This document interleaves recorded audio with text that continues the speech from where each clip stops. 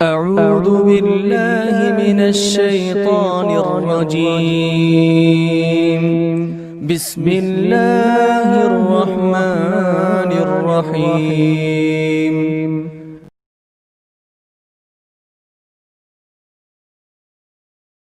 إن الحمد لله نحمده ونستعينه ونستغفره ونعوذ بالله من شرور أنفسنا وسيئات أعمالنا. من يهده الله فلا مضل له ومن يضلل فلا هادي له. أشهد أن لا إله إلا الله وحده لا شريك له وأشهد أن محمدا عبده ورسوله. يا أيها الذين آمنوا اتقوا الله حق تقاته ولا تموتن إلا وأنتم مسلمون. يا أيها الناس اتقوا ربكم الذي خلقكم من نفس واحدة وخلق منها زوجها وبث منهما رجالا كثيرا ونساء واتقوا الله الذي تساءلون به والأرحام إن الله كان عليكم رقيبا. يا أيها الذين آمنوا اتقوا الله وقولوا قولا سديدا يصلح لكم أعمالكم ويغفر لكم ذنوبكم ومن يطيع الله ورسوله فقد فاز فوزا عظيما. أما بعد فإن خير الحديث كتاب الله وخير الهدي هدي محمد صلى الله عليه وسلم وشر الأمور محدثاتها وكل محدثة بدعة وكل بدعة ضلالة وكل ضلالة في النار. أعوذ بالله السميع العليم من الشيطان الرجيم من همزه ونفخه ونفثه.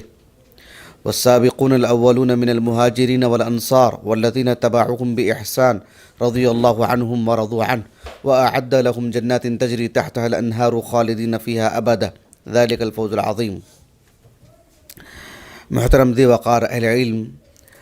آج جس موضوع سے متعلق گفتگو ہوگی بإذن اللہ تعالی وہ یہ ہے کہ روات حدیث کا ایک مشہور معروف طبقہ مخضرم کا تعارف. مخضرم اس کا معنی، مفہوم، اس کی تعریف لغوی اصطلاحی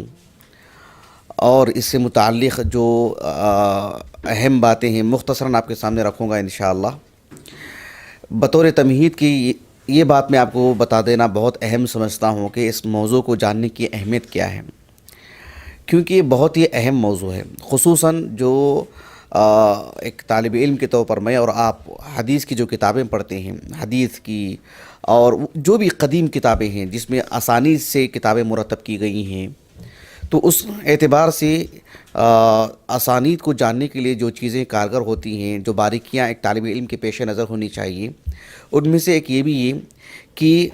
صحابہ کے طبقات، پھر صحابہ کے بعد کا جو طبقہ ہے تابعین کا، پھر تابعین میں جو طبقات ہیں، یعنی ان سب کو جاننا ضروری ہے، کیونکہ یہ دقیق فرق ایسا ہے جو کئی پہلوؤں سے اپنے اندر اہمیت رکھتا ہے. مثال کے طور پر آپ دیکھیے کہ حافظ ابو عمرو ابن الصلاح رحمہ اللہ، ان کی جو معروف حدیث اصول الحدیث پر جو کتاب ہے علوم الحدیث، معرفت علوم الحدیث، جو مقدمہ ابن الصلاح کے نام سے مشہور ہے، اس میں جو 40ویں جو قسم ہے النوع الاربعون، اس میں انہوں نے جو تابعین، معرفت التابعین کا ذکر کیا ہے. یعنی صحابہ کا ذکر کرنے کے بعد، معرفت الصحابہ سے فارغ ہونے کے بعد انہوں نے معرفت التابعین سے متعلق گفتگو کی ہے.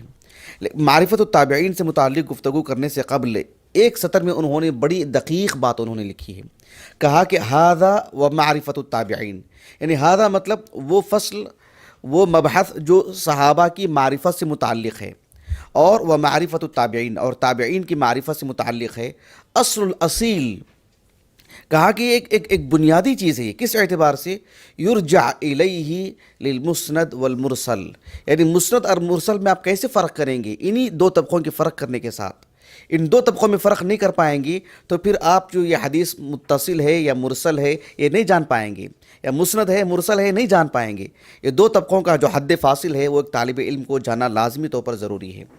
آپ اندازہ لگائیے کہ ایک عظیم عالم دین 4 صدی ہجری کی، بلکہ 5ویں صدی ہجری کے آغاز میں آپ کا انتقال ہوا، ابو عبداللہ الحاکم رحمہ اللہ. ان کی کتاب ہے، میں آپ کو ان کی عبارت پڑھ کر کے سناتا ہوں. یہ جو کتاب ہے کتاب معرفت علوم الحدیث، امام حاکم رحمہ اللہ 405 ہجری سن وفات ہے آپ کا. اس میں آپ نے بہت اہم بات لکھی ہے جو میں آپ کو ابھی کچھ دیر پہلے میں نے آپ سے ابھی ذکر کیا تھا. اس کی جو 7ویں قسم ہے، 7ویں قسم معرفت الصحابہ پر مشتمل ہے. 7ویں قسم جو صحابہ سے متعلق ہے اس کا ذکر کرنے کے بعد اس کا جو اختتام جس انداز میں کیا ہے امام حاکم رحمہ اللہ نے، ان کی عبارت سنیے گا. وہ کہتے ہیں رأیت جماعتا من مشایخنا، امام حاکم کہہ رہے ہیں رأیت جماعتا من مشایخنا یروون الحدیث المرسل عن تابعی عن رسول اللہ صلی اللہ علیہ وسلم यतवहमूनहु सहाबियन। ایک مرسل روایت کرتے ہیں لیکن مرسل روایت کرتے ہوئے یہ سمجھتے ہیں کہ ایک مسند ہے، کیوں؟ وہ تابعی کو انہوں نے صحابی رسول سمجھا۔ اچھی طرح بات واضح ہوگی آپ کو۔ اسی طرح سے وَرُبَّمَا رَوَوْا الْمُسْنَدَ عَنْ صَحَابِي فَيَتَوَهَّمُونَهُ تَابِعِيًّا، کبھی وہ مرسل روایت بیان کرتے ہیں اور صحابی سمجھ کر کے متصل سمجھ لیتے ہیں، اور کبھی کبھار وہ یعنی صحابی ہی سے ایک مسند روایت پیش کرتے ہیں، لیکن ایک وہم یہ پیدا ہو جاتا ہے کہ یہ کہیں تابعی تو نہیں۔ تو یہ فرق جاننا بے حد ضروری ہے، اور خاص کر اس اعتبار سے بھی کہ اللہ رب العالمین نے فرمایا والسابقون الاولون من المہاجرین والانصار والذین اتبعوہم بإحسان۔ اللہ سبحانہ وتعالیٰ نے صحابہ کی تو تعدیل کی ہے، قرآن مجید کی بکثرت آیات ہیں، احادیث نبویہ ہیں، اہل علم کا اتفاق ہے، اجماع امت ہے صحابہ کی تعدیل سے متعلق، الصحابۃ کلہم عدول۔ لیکن اگر وہ تابعی ہیں یا صحابی ہیں یہ فرق نہیں ہو پائے گا۔ صحابی ہیں تو ان کی تعدیل ہو چکی ہے، لیکن اگر وہ تابعی ہیں تو پھر اس کی ضرورت پڑتی ہے کہ ان کی تعدیل ہوئی ہے کہ نہیں ہے، وہ ثقہ ہیں کہ نہیں، یہ معلوم کرنا ضروری ہوتا ہے۔ لیکن اگر اس کا اشتباہ ہو جائے، یہ فرق واضح نہ ہو، تو پھر وہ صحابی کو تابعی سمجھ لیں گے، تابعی کو صحابی سمجھ لیں گے، اور صحابی کا مجہول ہونا ضرر نہیں ہوتا ہے جبکہ تابعی کا مجہول ہونا ضرر ہوتا ہے۔ اگر یہ فرق نہیں کر پائیں گے تو یہاں بھی اس کا اثر پڑے گا۔ حدیث مرسل ہے، متصل ہے، جب تک حکم حدیث پر لگانے کے لیے یہ دو طبقوں میں فرق نہیں کیا جائے گا، حد فاصل کیا ہے نہیں معلوم ہوگی یہ چیز، پھر اس کا اثر یقیناً حکم پر پڑے گا۔ اور آپ اس سے بھی اندازہ لگائیے کہ یعنی مخضرم کی اگر بات کرتے ہیں، جنہوں نے عہد نبوت کو پایا لیکن رسول اللہ سے ملاقات نہیں ہو پائی، میں باتیں بتاؤں گا اس کی تعریف وغیرہ کیا ہے، عہد نبوت کو پایا ہو انہوں نے، ایسی صورت میں زیادہ چیز حساس ہو جاتی ہے کہ وہ صحابی ہیں کہ تابعی معلوم کرنے کے لیے۔ اگر معلوم ہو جائے کہ آپ کو وہ عہد صدیقی میں پیدا ہوئے، عہد فاروقی میں پیدا ہوئے، عثمان بن عفان کے دور میں پیدا ہوئے رضی اللہ عنہ، وہ معلوم ہے کہ وہ تابعی ہیں، لیکن عہد نبوت انہیں ملا ہے، صدیق اکبر کے دور میں وہ بڑی عمر میں آئے ہیں، ایک اشتباہ سا ہوتا ہے کہ کہیں وہ رسول اللہ سے ملاقات تو نہیں ہوئی ان کی۔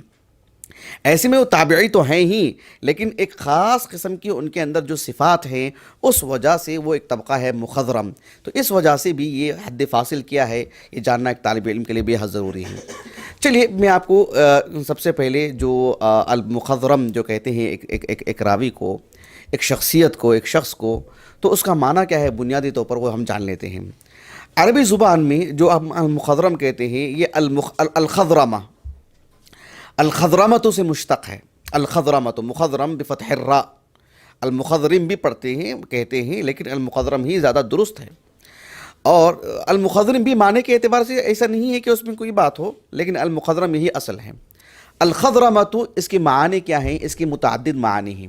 بنیادی طور پر الخضرمۃ کے 3 معانی ہمیں ملتے ہیں معاجم سے، اور غور کیجئے گا کہ وہ 3 معانی بھی بحیثیت مخضرم جو ہم ایک تابعی کو کہتے ہیں، ایک مخصوص طبقے کو، وہ لغوی اعتبار سے اس کے جو 3 معانی آتی ہیں وہ 3 معانی بھی اس میں منطبق ہوتے ہیں، 3 معانی بھی اس کے اندر ہوتے ہیں، تبھی جا کر کے بات بنتی ہے۔ مثال کے طور پر دیکھیے آپ، عربی زبان میں الخضرمۃ کہتے ہیں ای القطع، جیسے کہتے ہیں یعنی ناقۃ مخضرمۃ، مطلب یہ ہے یعنی قطع اذنها، ایسے الفاظ آتے ہیں کہ اس کے کان کا کچھ حصہ جو ہے کٹ چکا ہو، تو اس وجہ سے ناقۃ مخضرمۃ کہتے ہیں، یعنی اونٹنے کے کان کا ایک حصہ کٹ گیا ہو، یا جس طرح سے قدیم زمانے میں آپ علیہ السلام کی بعثت سے پہلے کفار مکہ جو ہے یعنی اونٹنے کے کان کاٹ دیا کرتے تھے ان کی عبادتوں کے پیش نظر، تو اس وجہ سے یہ لفظ استعمال ہوتا ہے ناقۃ مخضرمۃ۔ اب یہ جو معنی ہے، ابھی میں اصطلاحی تعریف نہیں کر رہا ہوں آپ کے سامنے، لیکن یہ جو معنی ہے کہ ناقۃ مخضرمۃ یا الخضرمۃ سے جو مشتق ہے، القطع جس کا بنیادی معنی ہے، جو راوی کو ہم مخضرم کہتے ہیں بنیادی طور پر اس کے اندر کیا معنی آتا ہے؟ حافظ ابن صلاح رحمہ اللہ، میں ان کی عبارت پڑھ کر کے سناتا ہوں آپ کو، جو علوم الحدیث اس میں انہوں نے لکھا ہے کہ تابعی سے متعلق کہ المخضرمون من التابعین هم الذین ادرکوا الجاہلیہ وحیات رسول اللہ صلی اللہ علیہ وسلم واسلموا ولا صحبت لهم۔ اب اس کے بعد دیکھیں، مخضرم ایک کو کہتے ہیں، المخضرمون اس کی جمع ہے۔ جب اس کے معنی ہم کہتے ہیں کہ قطع، اس کا بنیادی معنی ہے القطع، تو یہ کہتے ہیں کہ کأنہ خضرما ای قطع عن نظرائه الذين ادركوا الصحبہ وغیرہ، گویا کہ وہ جماعت، صحابہ کی وہ جماعت جنہوں نے رسول اللہ صلی اللہ علیہ وسلم سے صحبت کی ہے، یعنی لوگوں کی وہ جماعت جن کو رسول اللہ کی صحبت نصیب ہوئی ہے، یہ انہی کے تقریباً ہم عمر ہیں یا ان کا زمانہ پائے ہیں، لیکن قطع ہوا ہے، ان کا جو سلسلہ ٹوٹ چکا ہے، صحبت ان کو نصیب نہیں ہوئی ہے، کہ خضرما ای قطع عن نظرائه، یعنی اس جماعت سے کٹ چکے ہیں، اس جماعت سے ہٹ چکے ہیں، اس وجہ سے انہیں مخضرم کہا گیا۔ بنیادی طور پر بات واضح ہو گیا آپ کو، ایک معنی یہ ہے۔ ایک دوسرا معنی یہ ہے کہ جو الخضرموت کا معنی آتا ہے المتردد بین شیئین، یعنی کوئی بھی چیز جس کے دونوں پہلو ہوں، یعنی اس میں بھی اس کا حصہ ہو، اس میں بھی اس کا حصہ ہو، آپ اس کو اس طرف بھی غالب نہیں کر سکتے، اس پہلو میں بھی غالب نہیں کر سکتے۔ اس طرح کی صفات کسی میں ہوں تو اس کو مخضرم کہتے ہیں۔ جس طرح سے عربی زبان میں مثلا کہا جاتا ہے لحم مخضرم، لحم مخضرم، تو اس وقت میں کہا جاتا ہے جب آپ اندازہ نہیں لگا سکتے کہ کس کا گوشت ہے یہ، یعنی لا یدرا من ذکر اغوا من انثی، کہ وہ جو ہے نر ہے کہ مادہ ہے، کس کا گوشت ہے یہ، آپ فرق نہیں کر سکتے، تو عربی زبان میں کہتے ہیں لحم مخضرم۔ الصحاح اٹھا کے دیکھیے ابو نصر الجوہری کے، انہوں نے یہ معنی لکھا ہے۔ بات واضح ہو گیا آپ کو۔ اسی طرح سے عربی زبان میں کہا جاتا ہے طعام مخضرم، یہ بھی مثلا انہوں نے دی ہے، طعام مخضرم، مقصود یہ ہوتا ہے کہ لیس بحل ولا مر، ایک ایسی غذا جیسے کہتے ہیں کہ نہ ہی کڑوی چیز ہے نہ ہی میٹھی چیز ہے، تو مقصود یہ ہوتا ہے کہ لحم مخضرم، یعنی آپ کسی بھی پہلو میں اس کو یہ نہیں کر سکتے۔ حافظ عراقی رحمہ اللہ نے کہا کہ ایک شخص ہے جسے کہتے ہیں کہ رجل مخضرم، یعنی هو ابیض وابنه اسود یا وهو اسود، ایک شخص ہے جو کہ بالکل گورے رنگ کا ہے، سفید رنگ کا ہے، اور اس کی اولاد ہے، اس کا فرزند ہے، اس کا جو بیٹا ہے وہ کالے رنگ کا ہے، یعنی مقصود یہ ہے کہ نہ یہ اس پہلو میں ہے نہ یہ اس پہلو میں ہے، تو اس اعتبار سے رجل مخضرم کہا جاتا ہے۔ اب بحیثیت اس تابعی کے اس طبقے کو، تابعین کے اس طبقے کو یا اس طرح کے لوگوں کو مخضرم کیوں کہا جاتا ہے؟ حافظ عراقی رحمہ اللہ نے کہا وہ اس وجہ سے کہ ھذا متردد بین الصحابہ لادراکہ زمن الجاہلیت والاسلام وبین التابعین لعدم رؤیت النبی صلی اللہ علیہ وسلم فہو متردد بین امرین، یعنی ایک طرف یہ صحابہ کی معاصرت ان کو ملی ہے، یعنی عمر کے اعتبار سے، زمانے کے اعتبار سے صحابہ کی معاصرت نصیب ہے ان کو، اس وجہ سے معاصرت کے حد تک یہ صحابہ کی جماعت کے اعتبار سے ہیں۔ لیکن جو تابعین ہوتے ہیں انہیں رؤیت نہیں ہوتی رسول اللہ کی، انہیں صحابی ہونے کا شرف نہیں ہے، عدم رؤیت کی وجہ سے وہ تابعین کے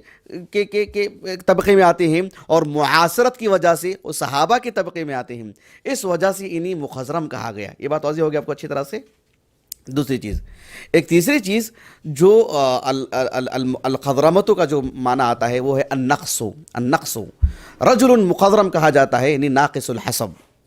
الحسب کو کہتے ہیں۔ تو یہ کس اعتبار سے مخضرم ہے؟ اس اعتبار سے کہ یعنی تنقص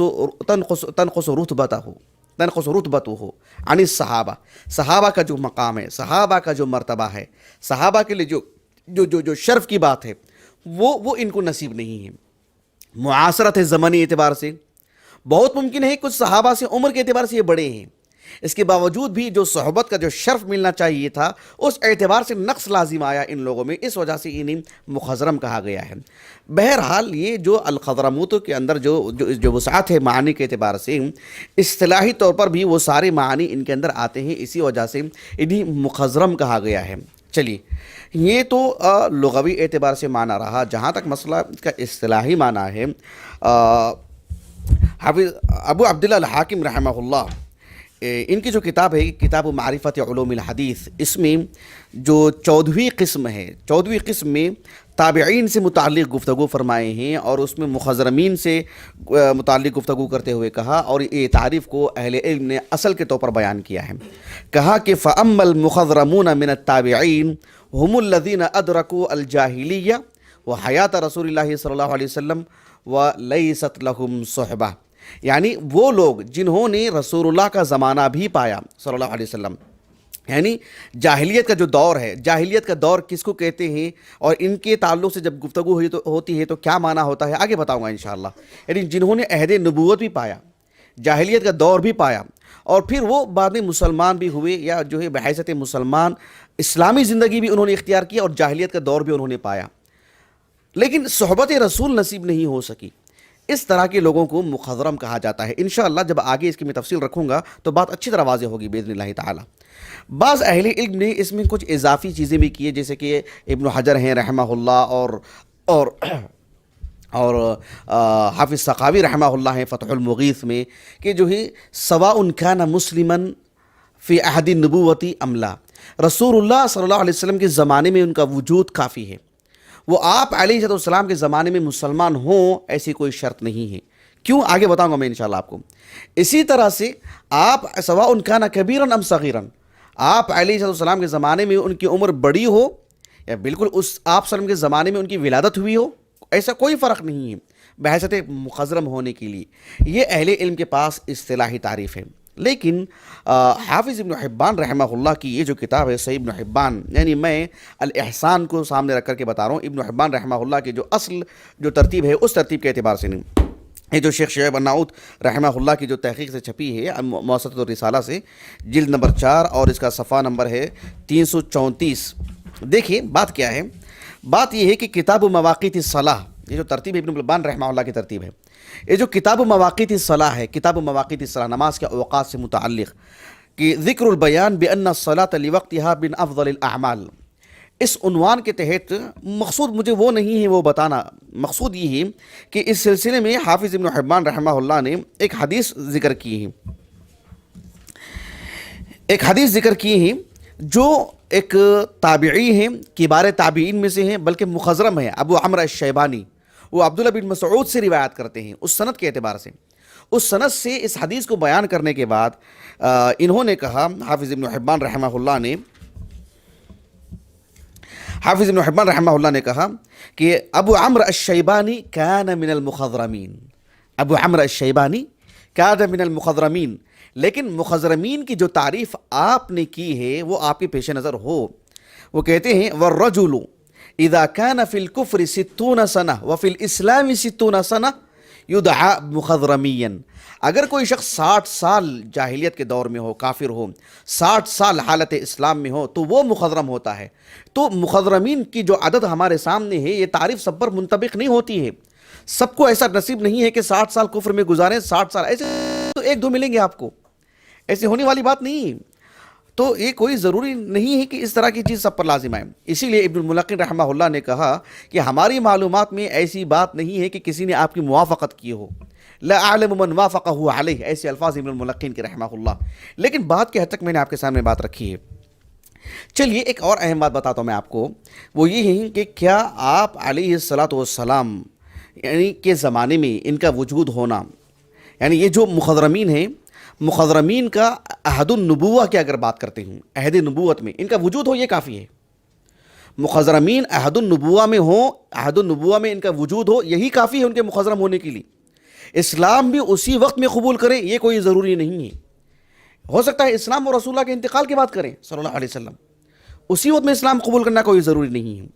حافظ ابن الصلاح رحمہ اللہ نے اتنی بات کہی ہے کہ وہ ان یکون مسلمن، یعنی ایسا نہیں ہے کہ جس نے اللہ کے رسول کا بھی زمانہ پایا اور بعد کا بھی زمانہ پایا وہ تھوڑی نہ مخضرم، وہ تو مسلمان ہی نہیں ہے. اس کا مسلمان ہونا اصل ہے، عہد النبوہ بھی ملے اور پھر وہ مسلمان ہو، صحابہ کے دور میں بھی ان کے اگر زندگی ہو، ان یکون مسلمن، اتنی سی بات ہے. ایسا نہیں ہے کہ اسلام کا قبول کریں مطلق رکھا ہے ابن الصلاح رحمہ اللہ نے. اللہ جزائے خیر دے حافظ العراقی رحمہ اللہ کو، انہوں نے جو حافظ ابن الصلاح رحمہ اللہ کے علوم الحدیث کی جو شرح لکھی ہے التقید والایضاح، اس میں انہوں نے بہت دلچسپ بات لکھی ہے اور بہت عمدہ بات لکھی ہے. کہا کہ یہ جو بات ہے کہ عہد النبوہ میں ان کا وجود کفایت کر جاتا ہے کہ وہ مخضرم ہیں، لیکن عہد النبوہ میں وہ مسلمان بھی ہوں اللہ کے رسول کی غیابت میں صلی اللہ علیہ وسلم، ایسا کوئی ضروری نہیں. اس کی دلیل کیا دی انہوں نے؟ اس کی دلیل یہ دی کہ امام مسلم رحمہ اللہ نے جو مخضرمین کی جو فہرست امام مسلم رحمہ اللہ نے تیار کی ہے، آگے ذکر آئے گا انشاءاللہ جو امام مسلم رحمہ اللہ سے متعلق. امام مسلم رحمہ اللہ نے جو عدد ذکر کی ہیں ان میں سے ایک راوی وہ بھی ہیں جن کا نام ہے جبیر ابن نفیر ابن مالک، ان کا نام ہے. 80 ہجری سن وفات، کبار تابعین میں سے مخضرم ہیں. یہ رسول اللہ صلی اللہ علیہ وسلم کے زمانے میں باحیات تھے لیکن مسلمان نہیں تھے. متفقہ طور پر یہ خلافت صدیقی میں مسلمان ہوئے ہیں، اور امام مسلم رحمہ اللہ نے اس کی نشاندہی نہیں کی ہے. البتہ امام مسلم رحمہ اللہ نے مخضرمین کی فہرست میں ان کو ذکر کر کے گویا کہ اس کی تعریف کی وسعت میں یہ بات لانا چاہ رہے ہیں کہ ان کا مسلمان ہونا مشروط نہیں ہے عہد النبوہ میں، بعد میں بھی اسلام قبول کریں، عہد النبوہ میں تو موجود تھے لیکن صدیقی دور میں مسلمان ہوئے ہو، اس بات کی دلیل ہے کہ جو ہے وہ مخضرم ہیں۔ یہ بات واضح ہو گیا الحمدللہ۔ چلیے ایک اور بات میں آپ کو بتاتا ہوں، وہ یہ ہے کہ جو ہم کہتے ہیں کہ الذین ادرکوا الجاہلیہ، جیسے کہ امام حاکم رحمہ اللہ نے کہا کہ مخضرم وہ ہیں جو الذین ادرکوا الجاہلیہ و حیات رسول اللہ صلی اللہ علیہ وسلم۔ تو الذین ادرکوا الجاہلیہ کیا مقصود ہے اس سے؟ الجاہلیت سے کیا مراد ہے؟ اس سلسلے میں اہل علم کے دو قول ملتے ہیں، اور دو قول جو ملتے ہیں وہ ایسا کوئی خاص متضاد قول نہیں ہے، بلکہ ہم توجیہ کر سکتے ہیں اور دو قول کو آپس میں جو ہے یعنی جمع کر سکتے ہیں۔ ایک قول یہ ہے کہ قبل المبعث، یعنی پیارے رسول صلی اللہ علیہ وسلم کی بعثت سے پہلے کا جو دور ہے اس دور کو جاہلیت کا دور کہتے ہیں۔ کیوں؟ اس لیے کہ ابن تیمیہ کے الفاظ میں الناس کان علی الجہالہ، لوگوں کی حالت یہ تھی کہ لوگ جو ہے جاہلیت کے دور میں تھے، جہالت تھی، علم نہیں تھا، ہدایت نہیں تھی، نور نہیں تھا، اور جو ہے مطلب صراط مستقیم کا تعارف نہیں تھا، اس وجہ سے اس دور کو جاہلیت کا دور کہتے ہیں۔ تو اس ایسی صورت میں مقصود یہ ہوگا کہ جو بھی مخضرم ہوگا وہ رسول اللہ صلی اللہ علیہ وسلم کی بعثت سے پہلے اس کا وجود ہونا لازم ہو جائے گا، اگر یہ کہتے ہیں تو الذین ادرکوا الجاہلیہ۔ لیکن ایک دوسرا قول ملتا ہے، وہ یہ کہ جو ہے یعنی فتح مکہ سے پہلے کبھی بھی ان کا وجود رہا ہو، فتح مکہ سے پہلے کبھی بھی ان کی ولادت ہوئی ہو، فتح مکہ تک بھی جو ہے یعنی فتح مکہ تک مطلب یہ ہوا کہ آپ علیہ السلام ہجرت کر کے مدینے کو جو گئے ہیں 8 سال تک بھی یعنی اس کو جاہلیت کا دور کہا جاتا ہے۔ یہ الذین ادرکوا الجاہلیہ کے اگر تعریف میں اگر اس دونوں کو فرق کرتے ہیں تو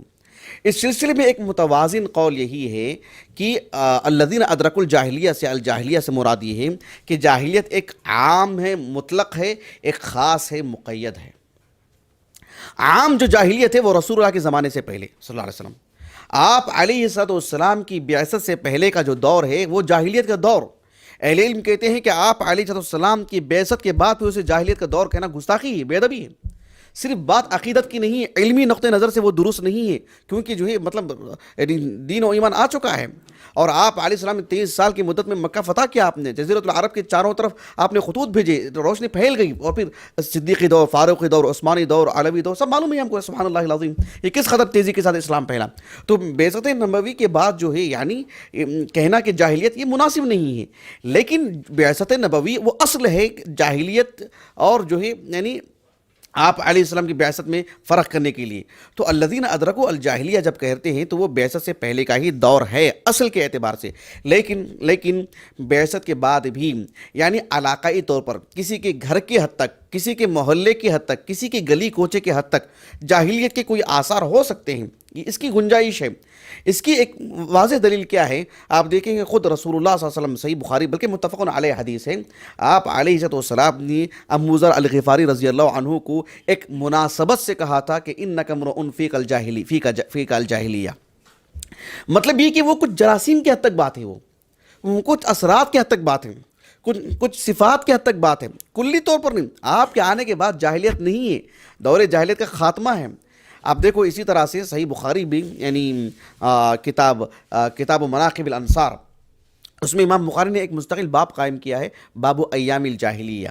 جاہلیت کے متعدد احوال آپ نے بتائے ہیں، ابن عباس کے حوالے سے لکھا ہے۔ کس کے حوالے سے؟ ابن عباس کے حوالے سے رضی اللہ عنہما، کہ عبداللہ بن عباس رضی اللہ عنہما کہتے ہیں کہ کان ابی یقول فی ایام الجاہلیہ اسقنا کأسا دہاقا۔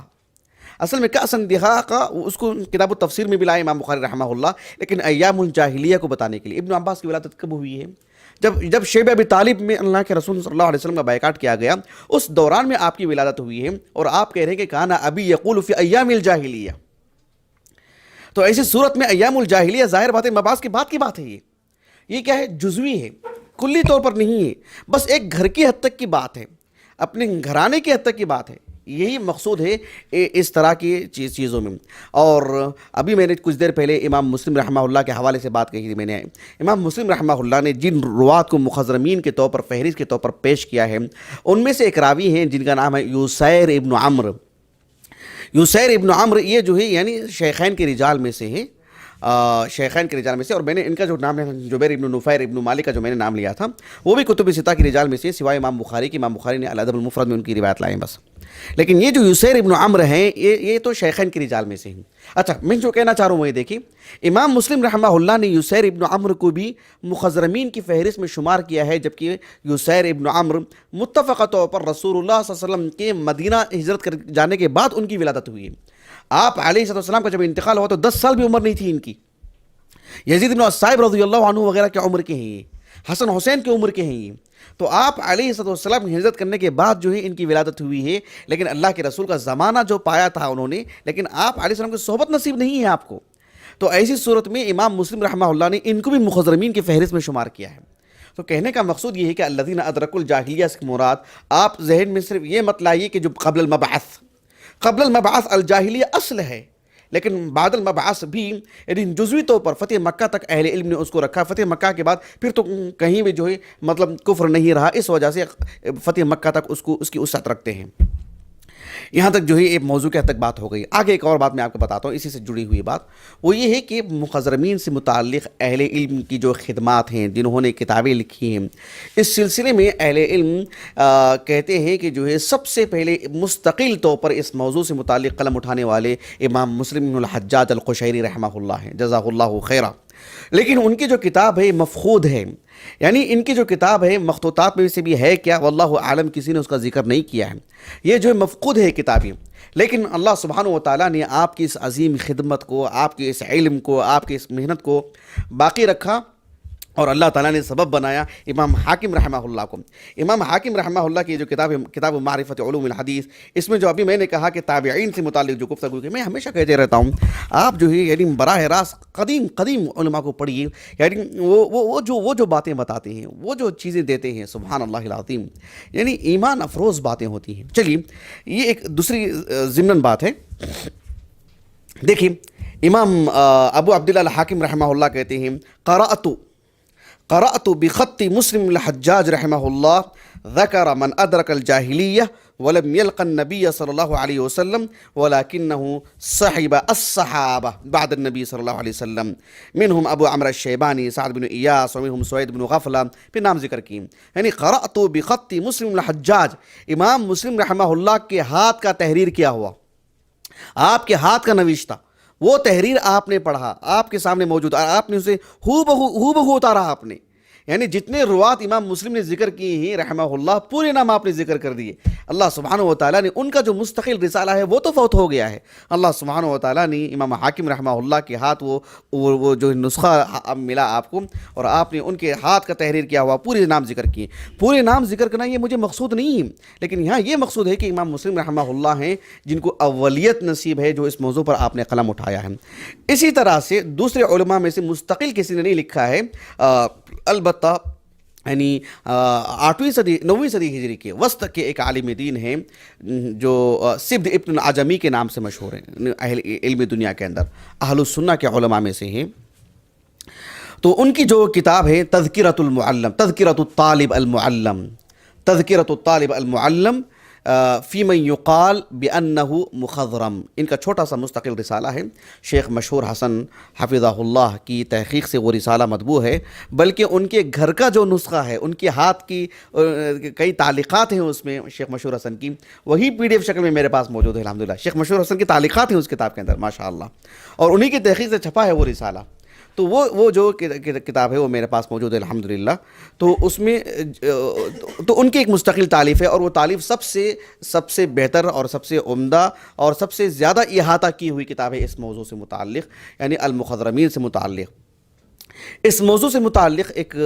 اہم بات یہ بھی ہے کہ یعنی اس کی عدد کیا ہے، یعنی مخضرمین جو ہوتے ہیں ان کی عدد کیا ہے۔ اس سلسلے میں امام مسلم الحجاج رحمہ اللہ نے 20 روات کا نام ذکر کیا تھا، 20 راویوں کے نام آپ نے ذکر کیے ہیں۔ حافظ ابن الصلاح رحمہ اللہ نے مخضرمین کا جب تعارف کروایا تو انہوں نے بھی امام مسلم رحمہ اللہ کی اس کتاب کا حوالہ دیا ہے، اور انہوں نے بھی وہ 20 نام ذکر کیے ہیں، اور پھر اس کے بعد انہوں نے مزید 2 ناموں کا اضافہ کیا ہے۔ ساتھ میں ایک بات یہ بھی ہے کہ حافظ عراقی رحمہ اللہ جزاہ اللہ خیراً مزید 20 ناموں کا اضافہ کیا ہے، تو گویا کہ کل ملا کر کے 42 نام ہو گئے۔ اس کے بعد جو سبط ابن العجمی کا جو میں نے نام جو حوالہ دیا ہے، ابن حجر کے استاذ ہیں وہ، اور بڑی تجلیل کی ابن حجر رحمہ اللہ نے ان کی، تو ابن حجر جو سبط ابن العجمی کا جو میں نے حوالہ دیا ہے تذکرۃ الطالب المعلم فی من یقال بانہ مخضرم، اس میں انہوں نے جو سارا جو کل کا احاطہ کر کے استیعاب کرنے کی جو انہوں نے کوشش کی ہے، حالانکہ انہوں نے یہ الفاظ کہے ہیں کہ میں نے بہت کوشش کی ہے، اس کے باوجود بھی جتنے ناموں کے انہوں نے ذکر کیے 157 نام ہیں، 150 پر 7 نام انہوں نے ذکر کیے ہیں۔ لیکن ایک لطیف بات اور آپ کے پیش نظر ہونا چاہیے، حالانکہ میں سمجھتا ہوں ایک 4-5 ماہ ہونے جا رہے ہیں، الاصابہ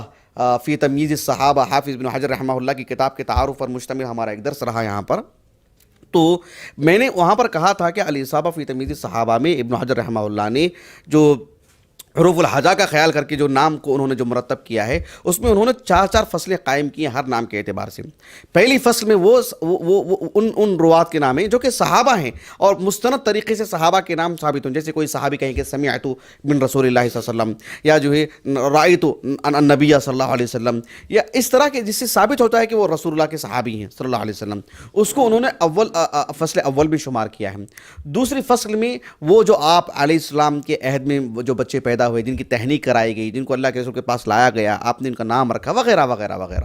اس کی فہرست۔ تیسری جو فصل ہے جو فصل ہے، اللہ جزائے خیر دے ابن حجر کو رحمہ اللہ، بڑا عجیب کارنامہ انجام دیا آپ نے۔ تیسری فصل کو الاصابہ فی تمییز الصحابہ میں انہوں نے مخضرمین ہی کو رکھا ہے، تاکہ فرق کرنے کے لیے کہ صحابی نہیں ہیں، گو کہ یہ عہد النبوہ کو ملا ہے ان کو، لیکن صحبت رسول سے مشرف نہیں ہوئے ہیں، یہ بتانے کے لیے ہی الفصل الثالث الاصابہ فی تمییز الصحابہ میں آپ کبھی کہیں اٹھا لیں سب مخضرمین ہی کا تعارف ہے۔ ایسے میں کتنے روات کا آپ نے ذکر کیا ہے، سبحان اللہ العظیم۔ جی، تو کئی اہل علم ہیں، جیسے خاص کر علامہ بلقینی رحمہ اللہ ہیں، حافظ سیوطی نے تدریب الراوی میں اشارہ کیا ہے، وہ کہتے تھے، وہ کہنا چاہ رہے تھے کہ جو اس سلسلے میں جتنے بھی روات ہیں، میں چاہتا ہوں کہ جو مستقل ایک تصنیف ایک تالیف کروں، مستقل اس پر جو ہے کچھ لکھوں، لیکن جو ہے ان کی کتابیں آئیں نہیں آئیں یہ ہمارے علم میں نہیں ہیں۔ یہ مخضرمین سے متعلق باتیں تھیں، مخضرمین سے متعلق جو آپ کے سامنے باتیں رکھی گئی ہیں، ان کا جو کیا کہتے ہیں، یعنی جو زمانہ ہے، آپ علیہ السلام کا زمانہ ملنا اور آپ علیہ السلام کے زمانے میں ان کا اسلام قبول کرنا، یا جو ہے آپ علیہ السلام کے زمانے میں ان کی بڑی عمر کا ہونا، ایسے کوئی شروط نہیں ہیں، بس عہد النبوہ ان کو ملے اور جو ہے صحبت رسول سے مشرف نہ ہوئے ہوں، یہی چیز اس میں اصل جو ہے کارگر ہوتی ہے۔ یہ مخضرمین کا تعارف تھا۔ اللہ سبحانہ و تعالیٰ سے دعا ہے کہ اللہ سبحانہ و تعالیٰ ہمیں یعنی اس عظیم زمرے سے متعلق جانکاری حاصل کرنے اور جو محدثین کی جو خدمات ہیں اور حدیث کو پڑھنے پڑھانے کے دوران جو فرق ہمیں پیش نظر رکھنا چاہیے، اللہ تعالیٰ وہ باریکیاں، وہ علم و فن اللہ تعالیٰ ہمیں عطا فرمائیں۔ اللہ سبحانہ و تعالیٰ ان اولیاء، ان صالحین اور اللہ تعالیٰ کی انشاءاللہ ان پسندیدہ بندوں کے ساتھ اللہ تعالیٰ ہمارا شمار فرمائیں۔ سبحانک اللہم و بحمدک، اشہد ان لا الہ الا انت، استغفرک و اتوب الیک۔